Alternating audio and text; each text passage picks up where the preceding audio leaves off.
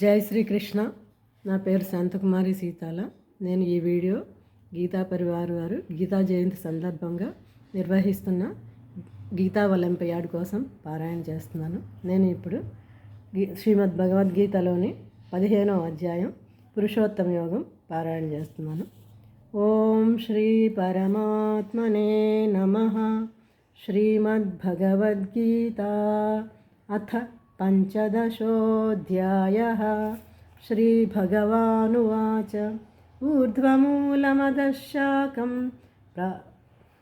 అశ్వత్థం ప్రాహురవ్యయం ఛందాంసి యస్య పర్ణాని యస్తం వేద స వేదవిత్ అథశ్వోర్ధ్వం ప్రస్తుతాస్తస్య శాఖా గుణప్రవృద్ధా విషయప్రవాలాః అధశ్చ మూలాన్యనుసంతతాని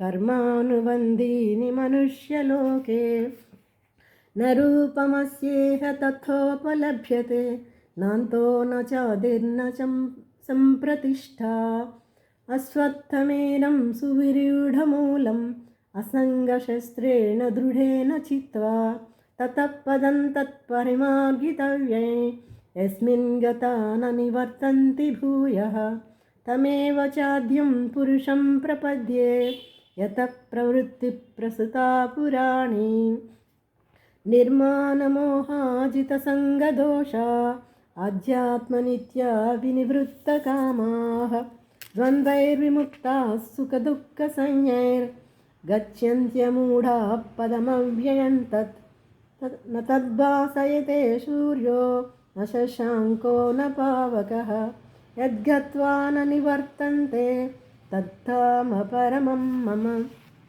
మమైవాంశో జీవలోకే జీవభూతः సనాతనः మనఃషష్టానీంద్రియాణి ప్రకృతిస్థాని కర్షతి శరీరం యదవాప్నోతి యచ్చాప్యుత్క్రామతీశ్వరः గృహీత్వైతాని సంయాతి వాయుర్గంధాని వాశయాత్. శ్రోత్రం చక్షుస్పర్శనం చ రసనం ఘ్రాణమేవ చ అధిష్ఠాయ మనశ్శాయం విషయానుపసేవతే ఉత్క్రామంతం స్థితం వాపి భుంజానం వా గుణాన్వితం విమూఢానానుపశ్యంతి జ్ఞానచక్షుషః యతంతో యోగినః శయనం పశ్యంత్యాత్మన్ వ్యవస్థితం యతంతోప్యకృతాత్మానో నైనం పశ్యంత్యచేతసః యదాచిత్యగతం తేజో జగద్భాసయతేఖిలం యచ్చంద్రమసి యచ్చాగ్నౌ తత్తేజో విద్ధి మామకం. గామావిశ్య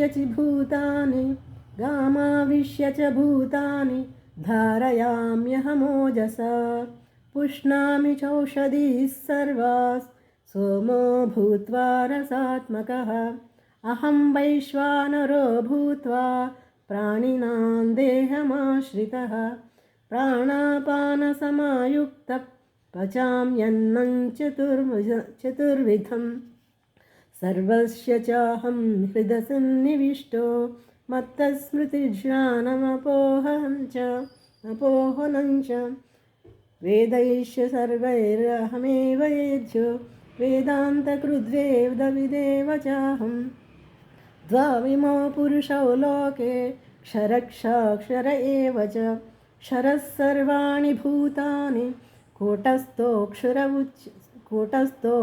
ఉచ్యతే ఉత్తమః పురుషస్త్వన్యః పరమాత్యేత్యుదాహృతः యో లోకత్రయమావిశ్య వివర్తవ్యయ ఈశ్వరः యస్మాక్షరతమతీతోऽహం అక్షరాదపి చోత్తమः అతోస్మి లోకే వేదే చ ప్రదితః పురుషోత్తమः యో మామేవ సమ్మూఢో జానాతి పురుషోత్తమం స సర్వవిద్భజతి మాం సర్వభావేన భారత ఇతి గుహ్యతమం శాస్త్రం ఇదముక్తం మయా నగః एतद्बुद्ध्वा बुद्धिमान् स्यात् कृतकृत्यश्च भारत। ॐ तत्सदिति श्रीमद्भगवद्गीतासु उपनिषत्सु ब्रह्मविद्यायां योगशास्त्रे श्रीकृष्णार्जुनसंवादे पुरुषोत्तमयोगो नाम पञ्चदशोऽध्यायः। ॐ श्रीकृष्णार्पणमस्तु। सर्वं श्रीकृष्णार्पणमस्तु।